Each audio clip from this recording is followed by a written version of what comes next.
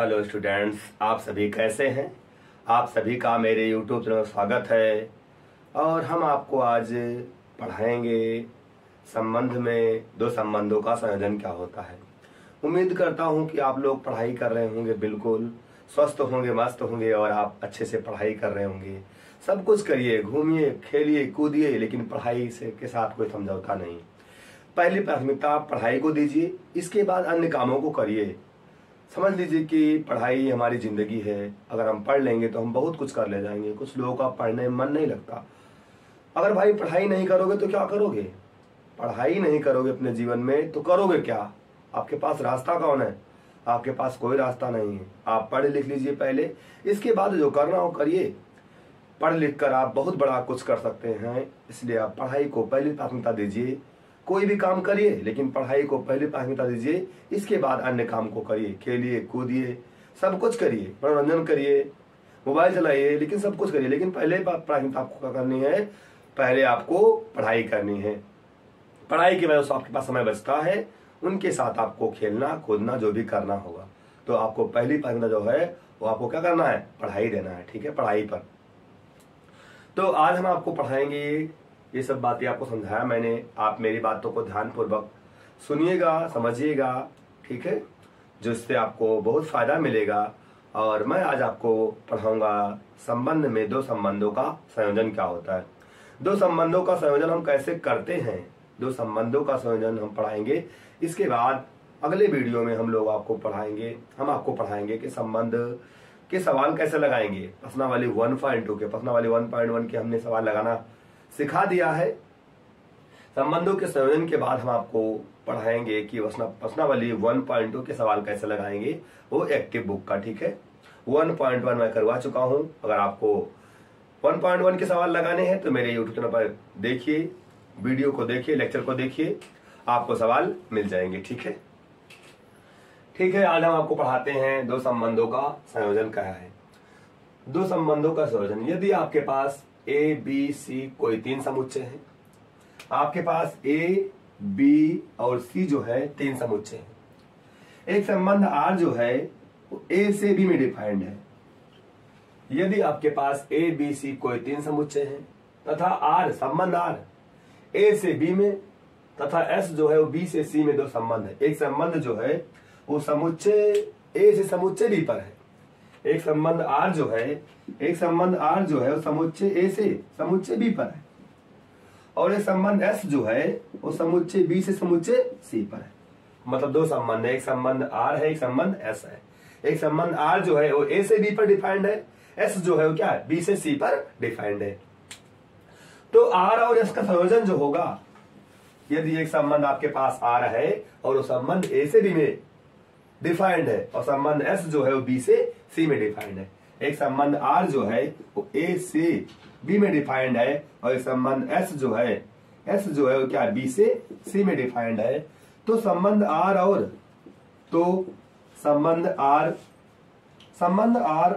S के संयोजन को तो संबंध आर और एस के संयोजन को हम SOR से डिनोट करते हैं। अगर आप संबंध R और S का संयोजन कर रहे हैं तो उसको हम SOR से डिनोट करेंगे, SOR से।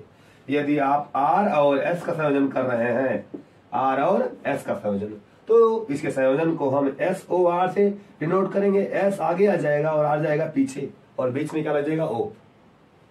अगर आप यस और आर का संयोजन कर रहे हैं, यस और आर का संयोजन कर रहे हैं, तो संयोजन जो होगा वो ROS से डिनोट किया जाएगा। लेकिन यहाँ पर आप देखें कि जब संबंध R जो होगा ये वाला A से B में हो, अगला वाला जो हो उसी अगले वाले समुच्चय से B से C में हो, तब इनका संयोजन संभव होगा, नहीं तो संयोजन संभव नहीं होगा। अगर आप देखेंगे यहाँ पे तो R और S का संयोजन संभव है, R और S का संयोजन संभव है। अगर आप यहाँ पे ध्यान पूर्वक देखेंगे तो यहाँ पे देखिए, आपको दिखाई पड़ रहा है कि एक संबंध R जो है वो A से B में डिफाइंड है, अगला वाला संबंध S जो है वो क्या? B से C में डिफाइंड है। A से B में, अगला वाला कौन? B से C में, उसी अन्य वाले से, मतलब कोडोमेन से। जो संबंध R में कोडोमेन है वो संबंध ऐसा क्या बन जाए? डोमेन ना बन जाए, ये तीर के पहले समुच्चय आ जाए, ठीक है। तो संबंध आर और एस का संयोजन संभव होगा, संबंध आर और एस का संयोजन संभव होगा, संबंध आर और एस का जो संयोजन होगा उसे हम किससे, उसे हम SOR से डिनोट करते हैं, SOR से डिनोट करते हैं। अगर आप यहाँ पे S की बात करें, S और R का संयोजन, तो S को लिखेंगे आगे, S को लिखा आगे, S संबंध जो है क्या है, B से C में डिफाइंड है, और R संबंध क्या है, जो A से B में डिफाइंड है। आप देख रहे हैं संबंध B से C में डिफाइंड है, और अगला वाला R जो है C से किसी अन्य में डिफाइंड होना था। S संबंध जो है वो B से C में डिफाइंड है, और R संबंध जो है वो A से B में डिफाइंड है। R संबंध को C से किसी अन्य समुच्चय में डिफाइंड होना था, चाहे C से वो B में ही डिफाइंड होता, चाहे C से B में ही डिफाइंड होता, तब वो संबंध, इन संबंधों का संयोजन संभव होता है। इसका मतलब ये हुआ कि S तथा R का संयोजन हम नहीं कर सकते हैं, S तथा R का संयोजन कर नहीं सकते। मतलब क्या हुआ, S R का संयोजन हम कर नहीं सकते। यहाँ पे क्या हो जाएगा, इसका संयोजन संभव नहीं है। समझ पाए बात, इसका संयोजन संभव नहीं है। यदि आपके पास समझ लीजिए कि संबंध R जो है, यदि मैंने कह दिया संबंध R जो है वो N से N में डिफाइंड है,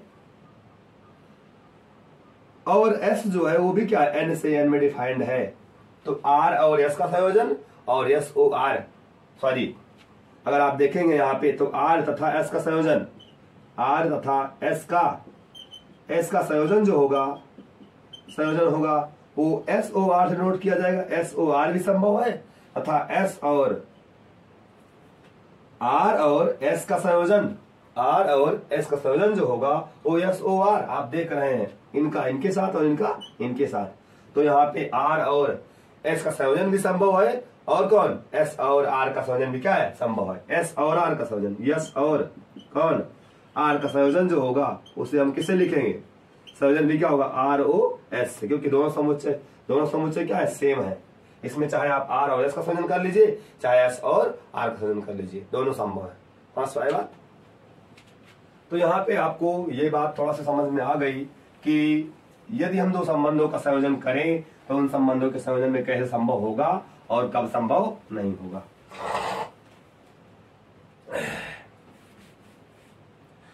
ठीक है, ध्यान दीजिएगा। आपने एक बात तो समझ लिया कि यदि संबंध R जो है A से B में डिफाइंड हो, अगला वाला S जो है वो B से C में डिफाइंड हो, तो इनके संयोजन को R और S के कंपोजिशन को, R और S के संयोजन को हम SOR से डिनोट करते हैं। SOR से तो डिनोट कर दिया मैंने, लेकिन SOR में आएगा कौन, SOR से डिनोट मैंने कर दिया, लेकिन SOR में कौन आएगा, SOR भी एक संबंध होता, कौन, A से C में। यदि संबंध R जो है A से B में है और S जो है B से C में है, तो इनका जो संयोजन होगा उसको हम SOR से डिनोट करेंगे, और संयोजन जो होगा A से C में डिफाइंड होगा। A से किसमें, A से C में डिफाइंड होगा। SOR भी एक संबंध है, वो क्या होगा, समुच्चय A से समुच्चय C में, पहले वाले से किसमें, लास्ट वाले में डिफाइंड होगा, पहले वाले से लास्ट वाले में डिफाइंड होगा। वो भी एक क्या है, संबंध ही तो है। ठीक है, देखते हैं इसमें कौन कौन एलिमेंट आने वाले हैं भाई। SOR इनका संयोजन जो होगा, R तथा S का संयोजन जो होगा उसको SOR से परिवर्तित किया जाएगा। SOR A से C में क्या होगा, A से C में संबंध इस प्रकार परिभाषित होता है। कैसे, ये एक संबंध होगा, वो जो होगा SOR एक संबंध होगा। SOR में कौन आएगा, SOR में A, C प्रकार के कर्मित युग्म आएंगे, A, C प्रकार के कर्मित युग्म आएंगे। B belong to set B, एक ऐसा अवयव है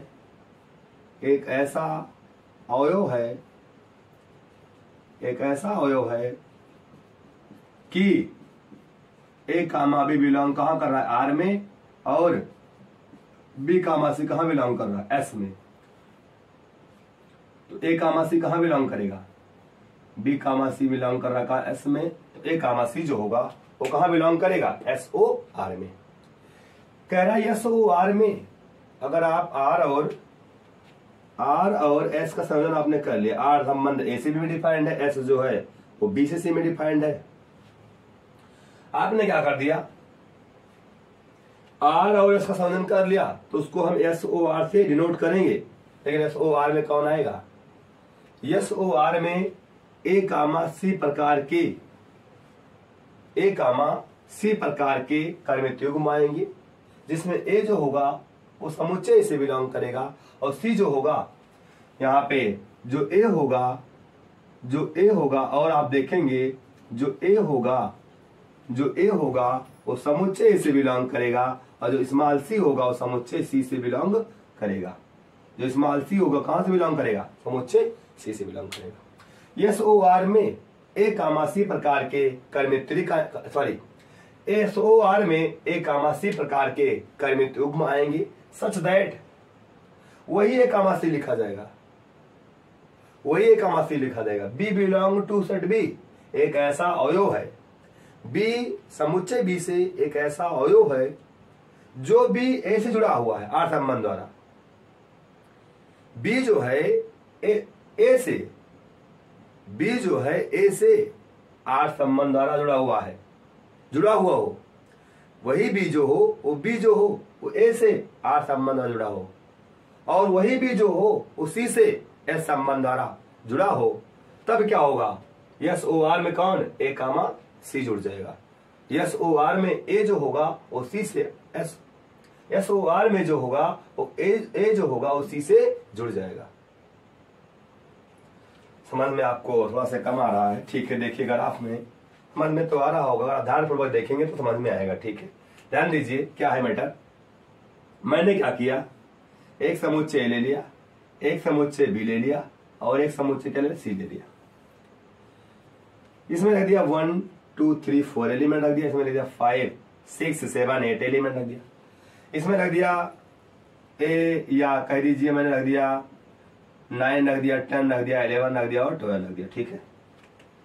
ध्यान दीजिएगा यहाँ पर क्या कहते हैं कि ये संबंध आर जो है ए से बी में डिफाइंड है और एस जो है वो क्या है, बी से सी में डिफाइंड है, बी से सी में डिफाइंड है। एक संबंध आर जो है वो ए से बी में डिफाइंड है और एस वाला जो है वो क्या है, बी से सी में डिफाइंड है, एस वाला बी से सी में डिफाइंड है, ठीक है। एस वाला जो है बी से सी में डिफाइंड है।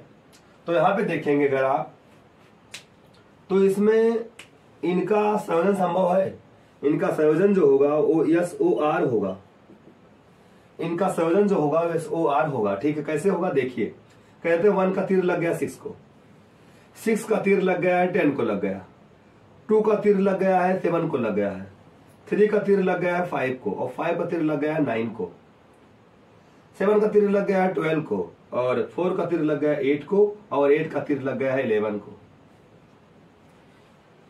अब देखिए 1 का तीर 6 को लगा है और वही 6 का तीर किसको, 10 को लग गया है। आप देख रहे हैं संबंध आर में 1 का तीर 6 को लगा है, ये बी है, ए का तीर बी को लगा, इसमें बैठे हुए अवयव को ए मानते हैं, ए अवयव, इसमें बैठे हुए अवयव को क्या बी, इसमें क्या सी। ए का तीर लग गया बी को और बी का तीर किसको लग गया, सी को, तो क्या होगा, एस ओ आर में ए का तीर किसको लगेगा, डायरेक्ट ए का तीर जो होगा वो डायरेक्ट किसको लगेगा, 10 को लगेगा, सॉरी 1 का तीर जो होगा वो डायरेक्ट किसको लगेगा, 10 को लगेगा। इसलिए एस ओ आर में कौन आएगा, एस ओ आर में कौन आएगा, पहला 1 कामा 10 आ जाएगा। दूसरा 2 का तीर लगा 7 को और 7 का तीर किसको लगा, 12 को लगा है, 2 का तीर लगा है 7 को और 7 का तीर जो है वो 12 को लगा है। 2 का तीर जो होगा किसको लग जाएगा, डायरेक्ट 2 का तीर जो होगा वो डायरेक्ट लग जाएगा किसको, 12 को लग जाएगा। 2 का तीर जो होगा वो डायरेक्ट 12 को लग जाएगा। जैसे यहाँ पे यहाँ देख लीजिए, आप देख रहे हैं 1 का तीर 6 को लगा है और 6 का तीर जो है वो 10 को लगा है, तो एस ओ आर में कौन आएगा, एस ओ आर में जो होगा वो पहला कौन आएगा, 1 का तीर डायरेक्ट किसको लगेगा, 1 का तीर डायरेक्ट जाकर किसको, 10 को लग जाएगा। मतलब क्या होगा, 1 कामा 1, 10 आ जाएगा। फिर देखिए 2 का तीर 7 को लगा है, 2 का तीर 7 को लगा है और 7 का तीर जो है 12 को लगा है। तो 2 का तीर जो होगा किसको लग जाएगा, 12 को लग जाएगा। 2 का तीर जो होगा वो डायरेक्ट किसको लग जाएगा, 12 को लग जाएगा। 2, 12 हो गया। फिर देखिए 3 का तीर लगा 5 को, भाई 3 का तीर लगा है 5 को और 5 का तीर किसको लग रहा है, 5 का तीर लग रहा है 9 को। तो 3 का तीर किसको डायरेक्ट लगा है, 3 का तीर डायरेक्ट जो है जाकर किसको लगा है, 9 को लगा है। मतलब क्या हुआ, 3, 9 हो गया। अगला बात करें अगर आप 4 का तीर 8 को लगा है और 8 का तीर जो है वो 11 को लगा है।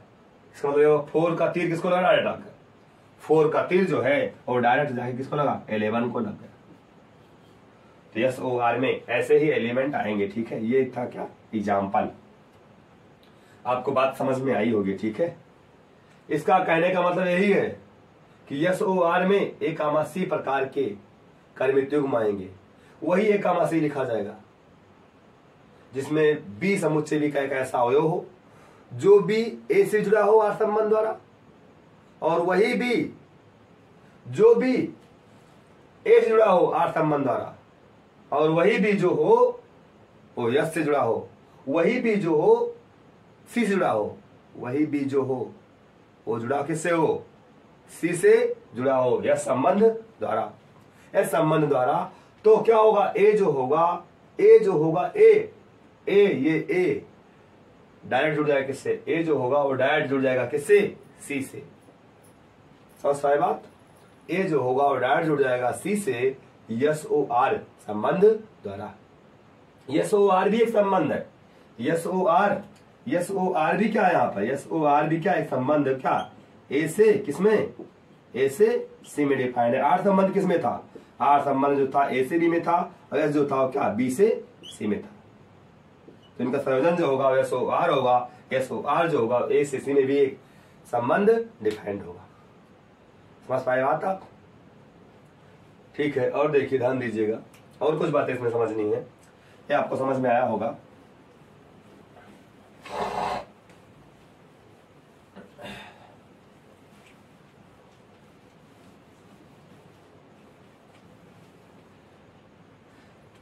इसमें एक बात और जाननी है आपको कि यदि एक संबंध आर, यदि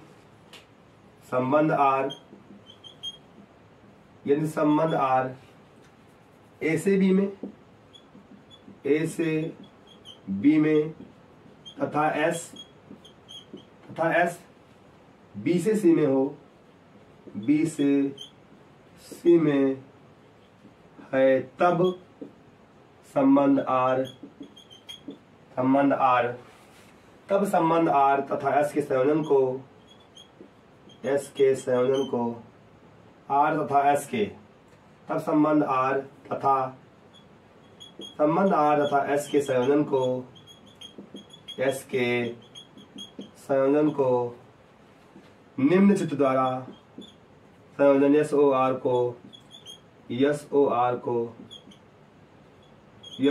को निम्न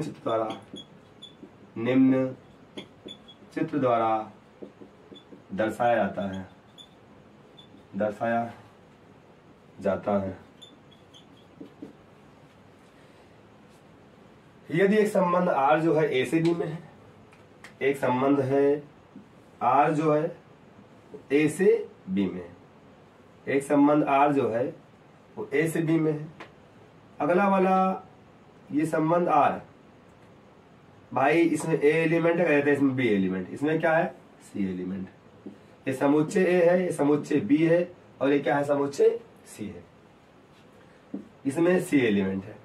ए का तीर बी को लग गया, ए जो हो गया बी से संबंधित हो गया आर संबंध द्वारा, ए जो है वो बी से संबंधित हो गया आर संबंध द्वारा, और वही बी जो है सी से जुड़ गया एस संबंध द्वारा। तो आर संबंध आर, तो संबंध आर और एस का संयोजन जो होगा वो एस ओ आर से नोट किया जाएगा, और एस ओ आर में कौन आएगा, ए कामा सी प्रकार के कर्मित युग्म आएंगे। मतलब ए जो होगा वो सी से जुड़ जाएगा एस ओ आर संबंध द्वारा। ठीक है, तो ये जो है वो दो संबंधों के संयोजन का चित्र के द्वारा हम कैसे इसको बताते हैं, ये हमने आपको बातें बताई। ठीक है, ये बात आपको समझ में आ गई होगी। ठीक है, समझ में आ गई होगी, नहीं आई? समझ में आ गई होगी। ठीक है, इसके बाद मैं आपको और एग्जांपल दे देता हूं, आपको ये बात समझ में आई होगी।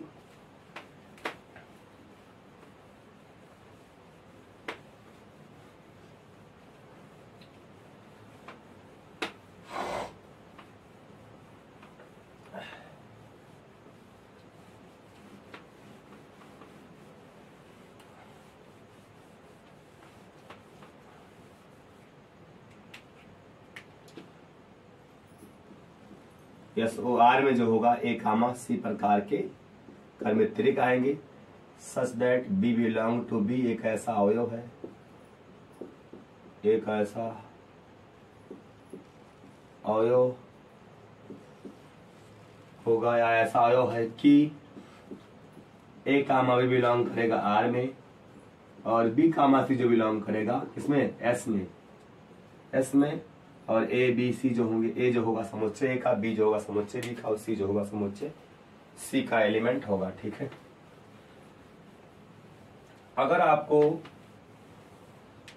एक संबंध एग्जाम्पल देते हैं, एक आपको दिया गया हो, यदि एक संबंध R जो हो वो A से B में डिफाइंड हो तथा S जो हो वो V से C में डिफाइंड हो। ए में जो एलिमेंट लिखे गए हो, लिखा हो 1, 2, 3 लिखा हो, बी में जो एलिमेंट लिखा हो मान लीजिए 5, 6, 7 लिखा हो और सी समुच्चय जो एलिमेंट लिखा हो कहते हैं 12, 13 और क्या लिखा हो 14 लिखा हो। अब देखिए, इतना करने के बाद एक संबंध आर जो है उसमें रोस्टर फॉर्म में एलिमेंट कौन लिखे गए हैं? रोस्टर फॉर्म में एलिमेंट लिखा गया 1, 5, 2,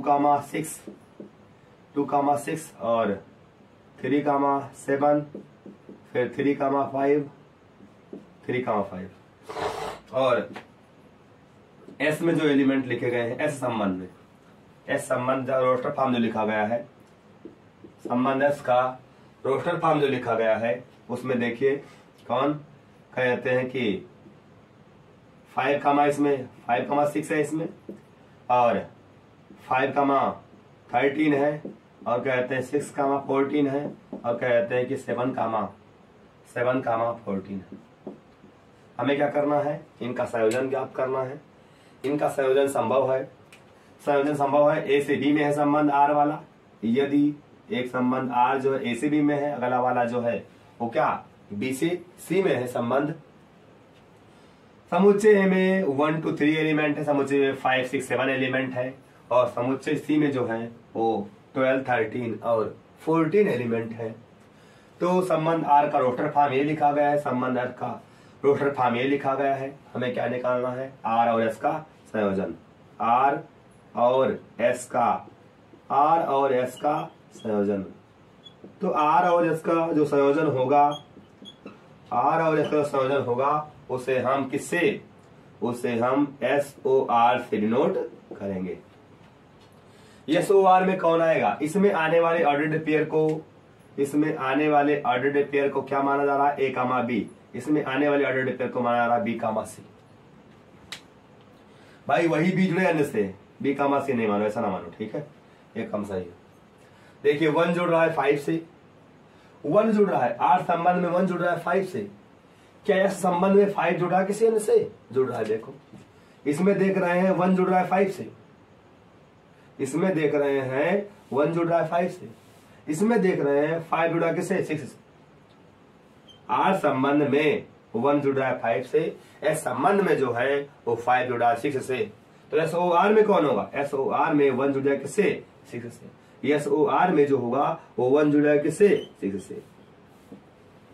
अगला 1 जुड़ रहा है 5 से, क्या 5 इसमें अन्य से जुड़ रहा है? कहीं जुड़ रहा है। देखो फिर 1 जुड़ रहा है 5 से और वही 5 जुड़ रहा है। देखो 1 जुड़ रहा है 5 से इसमें और वही 5 जुड़ रहा है किसमें? 13 से। तो 5 कुछ जुड़ रहा है किससे? गलत हो गया। 1 जुड़ रहा है 5 से, 1 जुड़ रहा है 5 से आर संबंध द्वारा और 5 जुड़ रहा है किससे? 13 से एस संबंध द्वारा।